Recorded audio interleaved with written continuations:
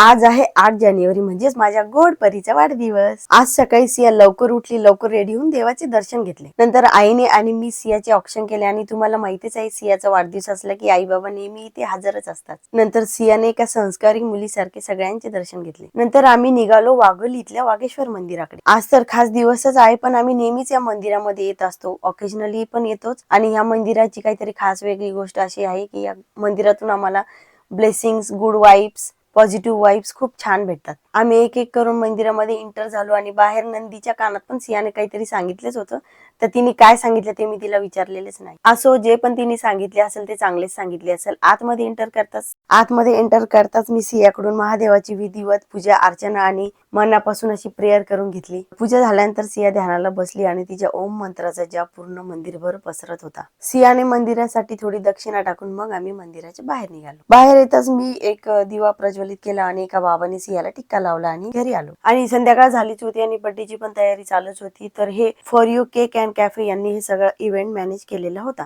Siya enter होताच सगळे मुलं तिच्यावर तुटून पडले होते आणि सगळ्यांनी गिफ्टचा असा वर्षाव तिच्या अंगावर केला की सिया बिथरूनच गेली, तुम्ही बघू शकता। आणि सिया खूपच खुश होती आणि साहजिकच आहे की हे तिच्या आनंदासाठी आणि तिच्या गोड हास्यासाठीच आम्ही हे सगळा तामझाम केलेला होता। आणि मुलीही अगदी आनंदात होती आणि अगदी खुश झाले, कारण की त्यांना काहीतरी नवीन बघायला मिळणार होतं। केक यायचाच बाकी होता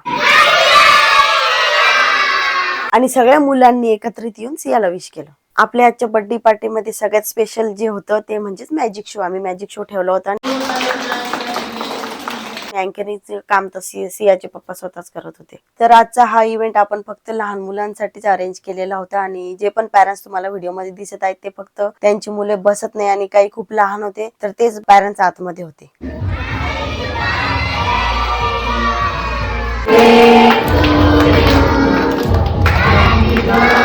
केक कटिंग झाल्यानंतर आम्ही सर्वांना रिटर्न गिफ्ट्स दिलेत। तसे तर मुले मॅजिक शो बघून खुश झालेच होते, पण रिटर्न गिफ्ट्स बघून अजूनच जास्त खुश झाली, तुम्ही बघू शकता।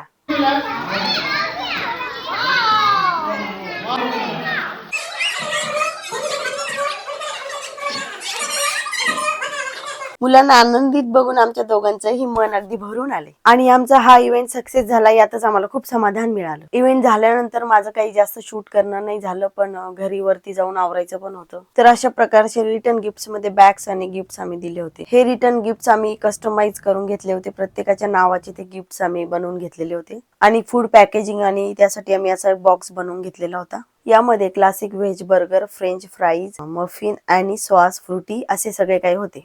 आणि सियाला खूप सारे म्हणजे या 3 बॅग भरून गिफ्ट्स आलेले होते। आता याचे प्रत्येक गिफ्ट जर मी ओपन करत राहिली तर आपला हा व्हिडिओ खूप मोठा होऊन जाईल, त्यासाठी मी याचा एक स्पेशल व्हिडिओ घेऊन येणार आहे। त्यासाठी तुम्ही स्टे ट्यून राहा आणि आताच आपल्या चॅनलला आणि फॉलो आणि सबस्क्राईब करून घ्या। आणि व्हिडिओच्या एंडला मी काही पिक्स पण शेअर करत आहे, ते पण नक्की बघा। आणि सियाला मेसेजद्वारे, व्हिडिओ कॉल्स, फोन्स, फेसबुक अशा इंस्टाग्राम बऱ्याच प्लॅटफॉर्म वरून तुम्ही सियाला विश केलंय, त्याबद्दल सियाचे पप्पा आणि मी आम्ही दोघं मनापासून खूप आभारी आहोत। आणि बर्थडे साठी आम्ही जो केक कस्टमाइज करून घेतलेला होता तो आमच्या सोसायटी मधल्या रेणुताई म्हणून आहे त्यांच्याकडून करून घेतला होता। खरंच केक खूप छान होता, तर त्यासाठी मी ताईंचे पण आभार मानते आणि तुमच्या सगळ्यांचे पण खूप आभार मानते।